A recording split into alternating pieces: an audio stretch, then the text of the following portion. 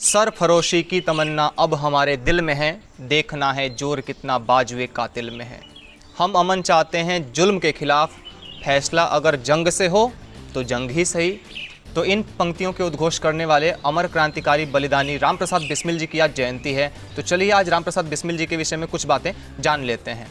तो आज की जो वीडियो है इसमें आपको मैं स्पेशल क्या दूंगा, उनकी जीवनी तो आप लोग फेसबुक वगैरह से या अपने गूगल पर जा कर के अच्छी प्रकार से जान ही सकते हैं। आज मैं इस वीडियो में स्पेशल आपको ये दूंगा कि आज हम रामप्रसाद बिस्मिल जी की माताजी के विषय में जानेंगे कि उनके जाने के बाद उनकी माताजी की क्या स्थिति रही। और इस चीज़ को जानने के लिए हम चलते हैं, एक और क्रांतिकारी हुए हैं शिव वर्मा जी।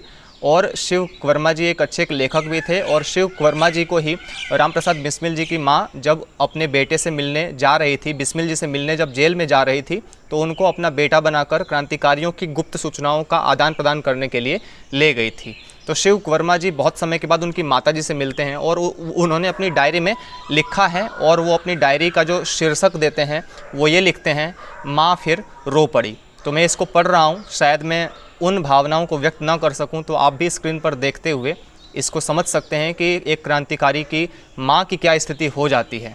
जिस क्रांतिकारी ने इस देश के लिए अपना सब कुछ न्यौछावर कर दिया, अपने प्राणों की आहुति तक दे दी, उसके जाने के बाद उनकी माताजी की कैसी स्थिति हो जाती है, कितना उनको संघर्ष करना पड़ता है और कितनी भयावह स्थिति हो जाती है। माँ फिर रो पड़ी।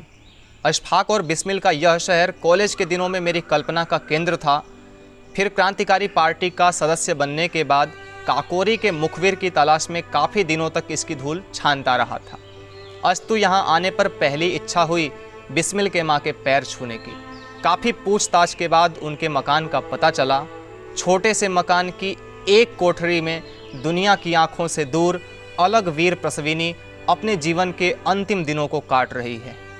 पास जाकर मैंने पैर छुए। आँखों की रोशनी प्रायः समाप्त सी हो चुकने के कारण पहचाने बिना ही उन्होंने मेरे सिर पर हाथ रखकर आशीर्वाद दिया और पूछा, तुम कौन हो? क्या उत्तर दें, कुछ समझ नहीं आया। थोड़ी देर के बाद उन्होंने फिर पूछा, कहाँ से आए हो बेटा? इस बार साहस कर मैंने अपना परिचय दिया। गोरखपुर जेल में किसी को ले गई थी अपना बेटा बनाकर। अपनी ओर खींचकर सिर पर हाथ फेरते हुए माँ ने पूछा, तुम वही हो बेटा? कहाँ थे अब तक? मैं तो तुम्हें बहुत याद करती थी, पर जब तुम्हारा आना एकदम बंद हो गया तो समझी कि तुम भी उसी रास्ते पर चले गए। माँ का दिल भर आया। कितने ही पुराने घावों पर एक साथ ठेस लगी।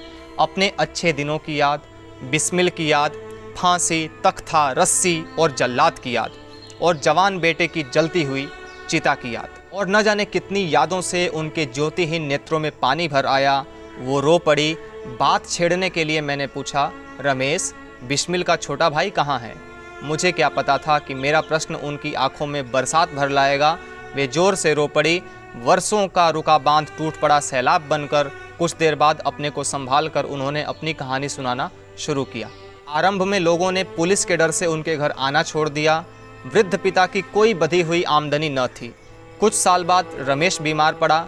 दवा इलाज के अभाव में बीमारी जड़ पकड़ती गई। घर का सब कुछ बिक जाने पर भी रमेश का इलाज न हो पाया। पथ्य और उपचार के अभाव में तपेदिक का शिकार बनकर एक दिन वह माँ को निपुती छोड़कर चला गया। पिता को कोरी हमदर्दी दिखाने वालों से चिढ़ हो गई। वे बेहद चिड़चिड़े हो गए। घर का सब कुछ तो बिक ही चुका था। अस्तु फाकों से तंग आकर एक दिन वे भी चले गए, माँ को संसार में अनाथ और अकेली छोड़कर। पेट में दाना अनाज तो डालना ही था।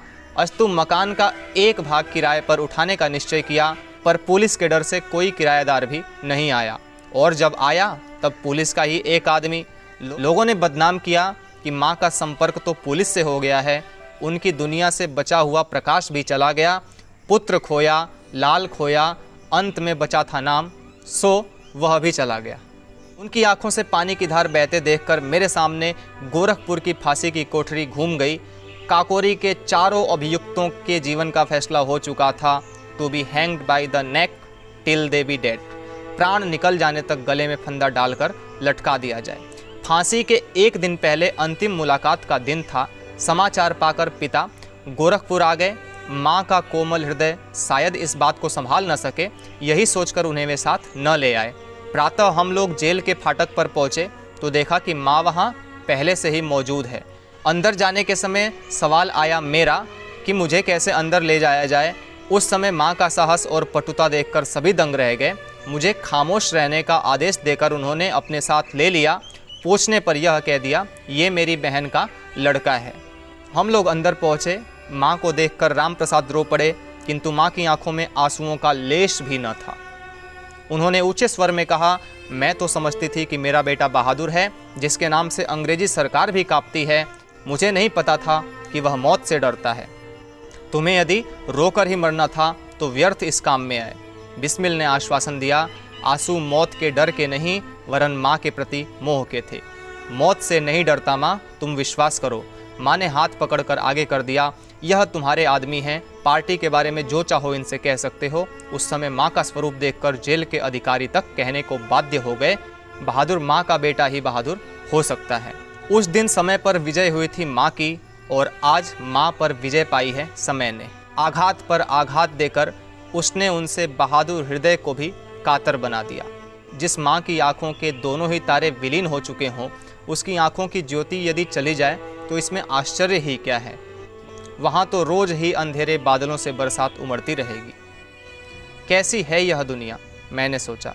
एक और बिस्मिल जिंदाबाद के नारे और चुनाव में वोट लेने के लिए बिस्मिल द्वार का निर्माण, और दूसरी ओर उनके घर वालों की परछाई तक से भागना और उनकी निपुती बेवा माँ पर बदनामी की मार। एक और शहीद परिवार सहायक फंड के नाम से हजारों का चंदा, और दूसरी ओर पथ्य और दवा दारू तक के लिए पैसों के अभाव में बिस्मिल के भाई का टीवी से घुटकर मरना। क्या यही है शहीदों का आदर और उनकी पूजा? फिर आऊँगा माँ कहकर मैं चला आया, मन पर न जाने कितना बड़ा भार लिए। शाहजहाँपुर 23 फरवरी 1946। शिव वर्मा। इसके बाद अपनी ओर से कहने या बताने के लिए मेरे पास कोई भी शब्द नहीं है। धन्यवाद, नमस्कार।